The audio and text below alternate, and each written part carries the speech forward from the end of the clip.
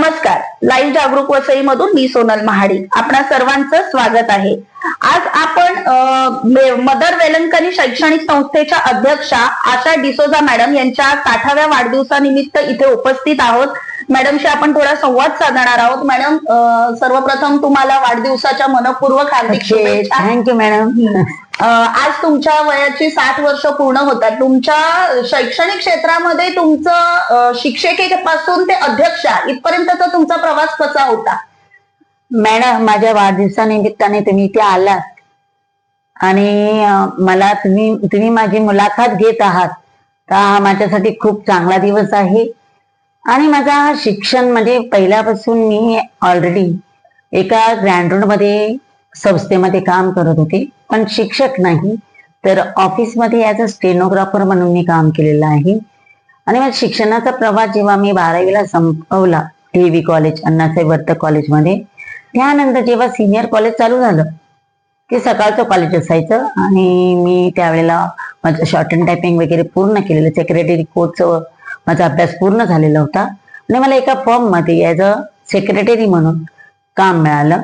ते करता करता मी माझं सिनियर कॉलेज सुद्धा पूर्ण केलं. आणि ते झाल्यानंतर आमच्या या समाजामध्ये टीचरला म्हणजे खूप महत्व दिलं जातं. जी शिक्षिका असते ह्याबरोबर चांगल्या प्रकारे म्हणजे मुलगा सुद्धा म्हणजे वर आम्हाला मिळत असतो. तर त्यांनी सांगितलं की नाही, ऑफिसमध्ये काम नाही करायचं, मला शिक्षक, तर त्याच्यासाठी तू BEd कर. मग मी हिरे विद्यालय मुंबई सेंटर इथे माझं BEdचं शिक्षण पार पाडलं. आणि त्यानंतर मी माझे पर्सनल प्रॉब्लेममुळे घरीच होते आणि मला चिंपोली इथे आपले गोखले एज्युकेशन संस्थेमध्ये याचं टीचर म्हणून, शिक्षिका म्हणून ही मिळाली, पद मिळालं आणि त्यामुळे मी तिथे कार्यरत राहिली. ते कार्य करत असताना जी संध्याकाळचा जो आपला ट्रेनचा जो प्रवास एकदम किचकट आणि खूप भयानक असा होता. एक दिवस मी तिथून म्हणजे खंब्याला हात होता माझा, पूर्ण माझ्या हाताला घाम सुटलेला होता आणि त्या परिस्थितीत मला वाटलं मी आता गाडीतून खाली पडले. आणि त्या भीतीने मी घरी येऊन जेव्हा सांगितलं तेव्हा माझ्या डॅडींनी वगैरे मला सांगितलं की आजपासून तुझी ती नोकरी बंद, तू आता घरी बसायचं पण जायचं नाही. आणि ते करत असतानाच माझ्याकडे एक शाळा आली नालासोपारला आणि त्याला मी म्हणजे सामोरे गेले आणि मी माझं धाडस दाखवलं. 2000 साली मी माझी मदर वेलंकनी एज्युकेशन संस्था स्थापन केली. आणि ते करत असताना माझ्याकडे एक ज्योती हिंदी विद्यालय आणि दीप हिंदी विद्यालय माध्यमिक हे चालवत होते. त्याच्यानंतर मी माझं SSC आणि HSCचं सेंटर सुद्धा आणलं. जवळजवळ दरवर्षी प्रत्येक वर्षी कमीत कमी 600-700 मुलं इथे परीक्षेला बसतात, निरनिराळ्या कॉलेजमधून आणि निरनिराळ्या शाळेमधून. आज हा प्रवास पुढे इंग्लिश मिडियम मध्ये सुद्धा त्यांचं रूपांतर झालं.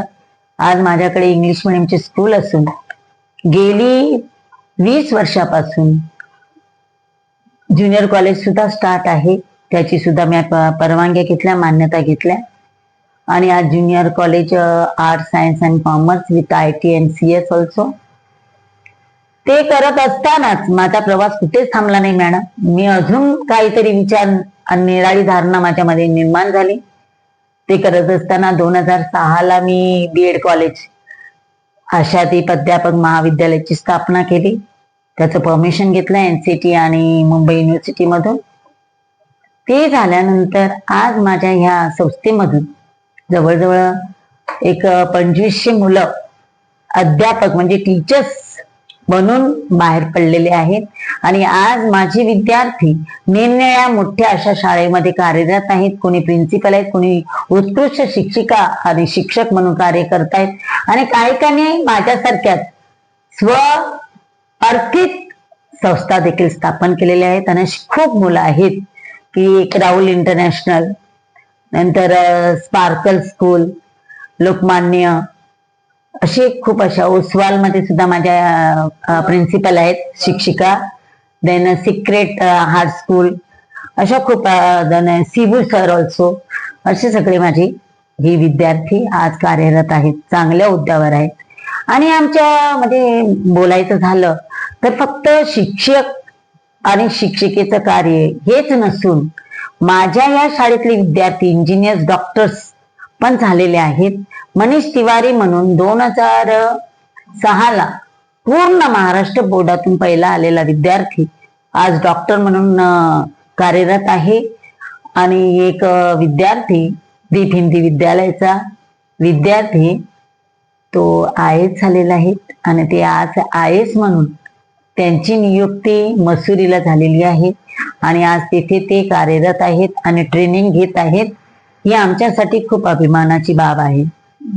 मॅडम, शाळेच्या प्रती तुम्ही खूप छान योगदान दिलेलं आहे. शैक्षणिक क्षेत्रामध्ये आज एवढे विद्यार्थ्यांची मुहूर्तमेढ रोवताना तुम्ही अनेक विद्यार्थी तुमच्याकडून घडून गेले, तर त्या विद्यार्थ्यांसाठी तुमच्या वाढदिवसानिमित्त काय संदेश द्याल? मी त्यांना हा संदेश देऊ शकते की त्यांनी जे या संस्थेतून ते जे शिकलेले आहेत, जी डिसिप्लिन त्यांनी घेतलेली आहे आणि कसा आपल्याला मान सन्मान करायचा आहे आणि कसं आपल्याला सगळ्यांना एकमेकात सामावून घ्यायचं आहे आणि आपली जिद्द चिकाटी ही त्यांच्यात असायला पाहिजे. माझ्या प्रिय विद्यार्थ्यांना मला असं सांगावंसं वाटतं की तुम्ही असेच माझ्यासारखे चिकाटी, मी पण शून्य होते आणि शून्यातून एवढं मोठं विश्व या देवाने विधात्याने माझ्या प्रती निर्माण केलेला आहे.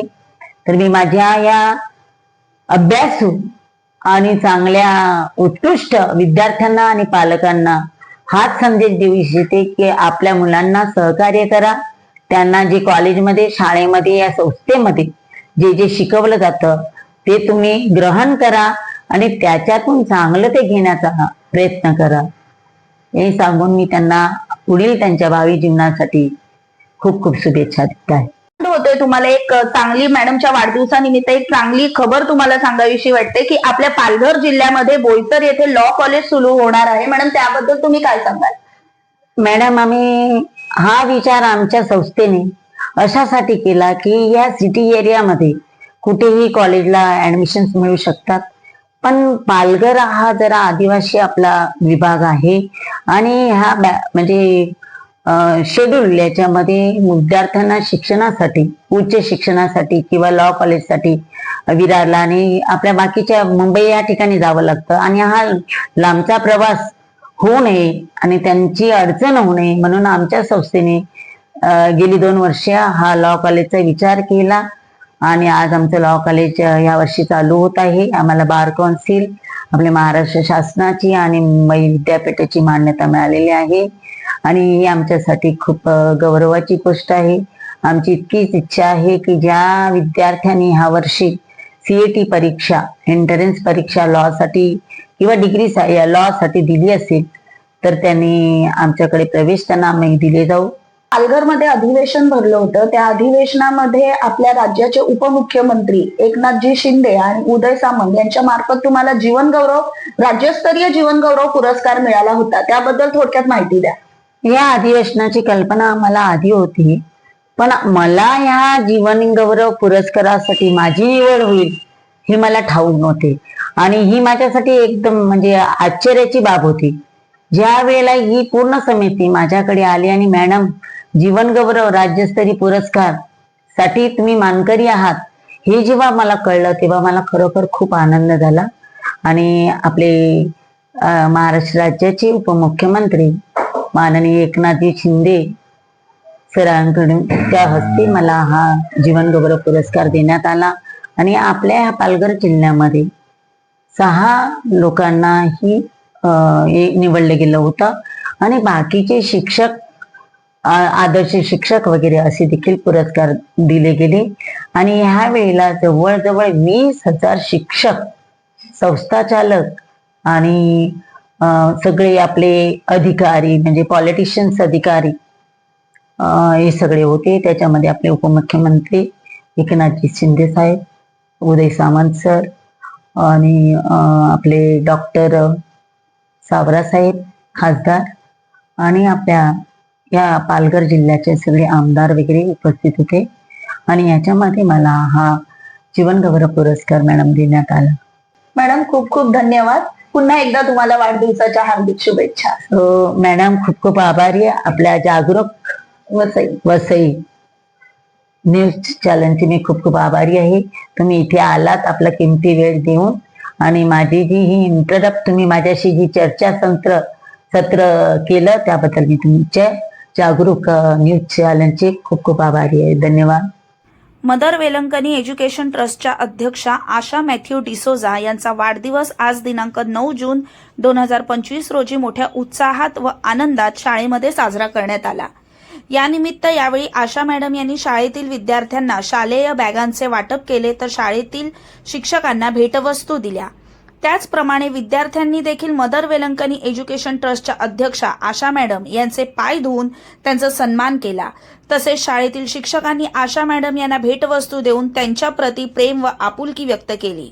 यावेळी आशा मॅडम भावूक होताना दिसल्या. या दरम्यान आपण शाळेतील शिक्षकांशी संवाद साधला. पाहुयात आशा मॅडम प्रति शिक्षकांचे प्रेम.